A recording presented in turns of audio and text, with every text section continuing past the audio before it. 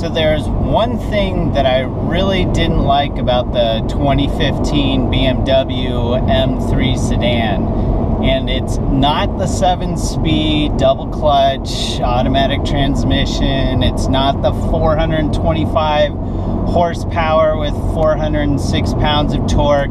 It's not the twin turbo. It's not the 3.0 liter inline 6-cylinder engine. It's not the ceramic brakes, nor any of the other really amazing stuff that's underneath the hood of this super sporty sedan. It's the fact that I had to drive in rush hour traffic or just on a commute and not take this thing to a track where I think it would really be the most fun. So it's high-tech dad, and like I said, I'm driving the 2015 BMW M3 sedan, and let me tell you, this car is so much fun. I haven't been able to open it out. I've only been able to do short bursts of acceleration and really hear the twin turbos roar to life. I mean, you can barely hear it when I pump it on, but I'm going to crash into the car in front of me, so don't want to do that.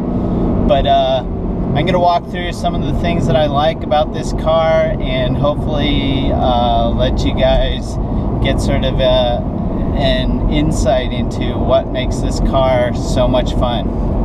So one thing that the M3 does have is a lot of get up and go, so I'm going to stomp on the pedal right now getting on the freeway.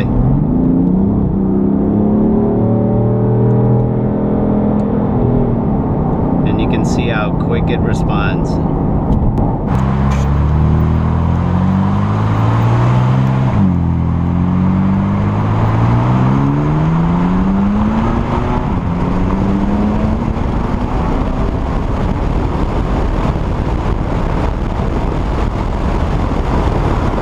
The gauges and the instrument panel and everything like that is very well laid out. So the display is over here. It's not a touch screen, and that's okay because it's too far away, but you have the iDrive jog dial thing down here. Most of the drive controls are found down here, like I mentioned earlier, and you can do some manual shifting by flipping it over, and then you can shift up and shift down,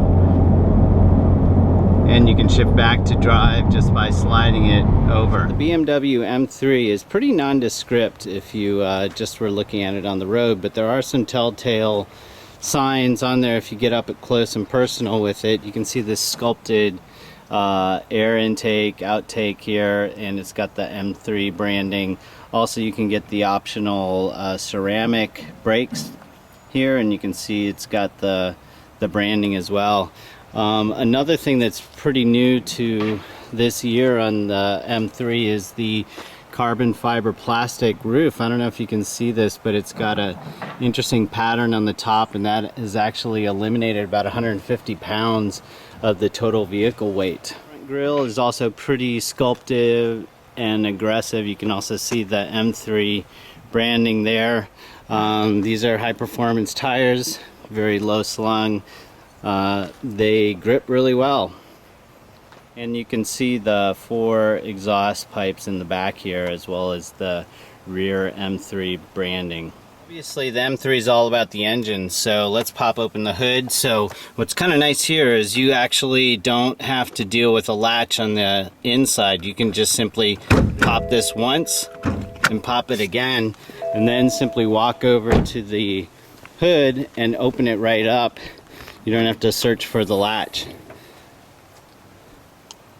So as I said, they've used a lot of this carbon fiber reinforcement throughout. You can see here is a bar, but really the power is under the hood here. So this is a 7-speed double clutch automatic transmission. As I said, it puts out 425 horsepower and 406 pounds of torque. It's a twin turbo 3.0 liter inline 6. Gets about 17 city, 24 highway, and 19 combined. I was getting a little bit higher than that, not driving it probably as aggressively as I should be doing with a car of this caliber. So the rear seat can sit 2 adults comfortably. There's plenty of leg room, even with the seats all the way back. You can put one more person in the middle. It's a little bit tighter, perhaps a smaller child. There are vents for the air, but no rear air control. Inside the cabin, you can see some more of this sort of carbon fiber branding that goes throughout. It even picks up on some of the upholstery and the seating. It has that same sort of style. But this is where all the controls are, and there's not too much tech in here. It's all under the hood. But it's got a push button start, so you can hear the engine rev up.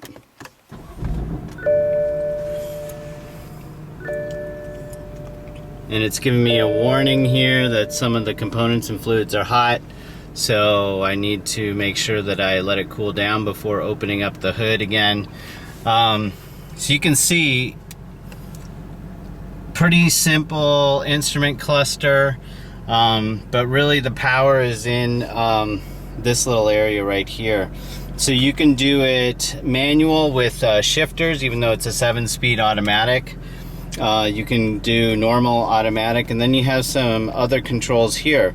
One is to tighten up or loosen the steering, so you have Sport Plus, Comfort, and Sport. I tended to like the Sport.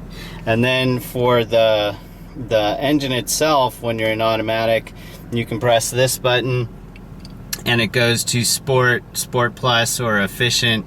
Again, I kind of like this middle dial on Sport. And then lastly, I'm still trying to figure this one out. This is, I believe, controlling the revs. So you can get closer to redline the higher the amount of bars are. And so you click on this and it will change how your engine responds if it goes higher up before shifting. I kind of liked it again right in the middle there. So you have automatic headlights, and these are xenon headlights that actually curve. As you turn the wheel, the headlights will point in the direction that you are turning, which is really nice when you're racing around a dark, windy road at nighttime.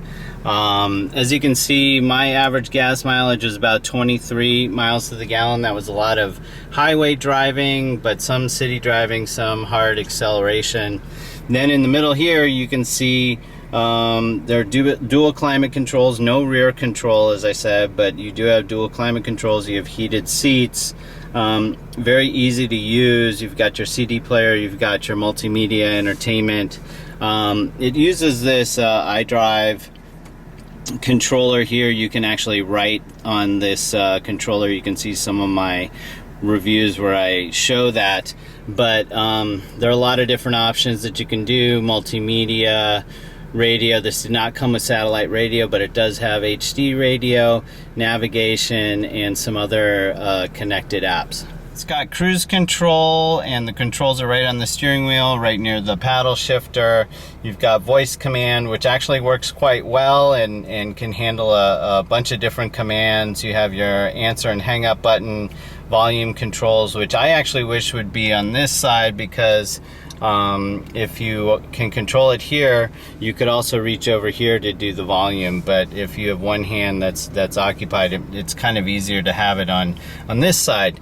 But there are 2 buttons here that are kind of cool, M1 and M2, and this lets you pre-program in certain driving styles. So you could have one driving style that is completely in the sort of quote comfort mode, and then one that's completely in the Sport Plus mode with manual shifting.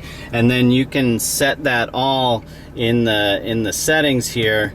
If you go through M-drive 1, you can see I have it with my traction control on, Sport, and the rev line at D2. And then M-drive 2 is all set for Sport Plus, a little bit of controlled drifting possible, and higher rev points, and it's a little bit more of a manual drive.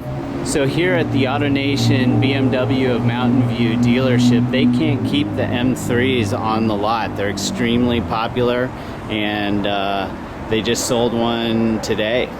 like I said, I really kind of hated driving this car, and not because of the car, but because of the environment that I was in. This car really, I think, would exceed and excel in windy roads with no traffic and lots of straightaways and just being free. It boasts a 0 to 60 of about 4.1 seconds. Closest I've gotten to testing that out is getting on ramps and stuff like that, but being stuck in traffic really doesn't do it much justice. The engine roar is great when you stomp on the pedal. I think even the BMW engineers are piping some of that sound back into the cabin to really have you feel that rush. So anyway, you can read more car reviews, product reviews, things like that on my website, and that's at www.hightechdad.com. If you have any questions, you can ask me on Twitter, and I'm at hightechdad. And be sure to give me a like on my Facebook page, and that's at facebook.com/HTD blog. And be sure to like this review.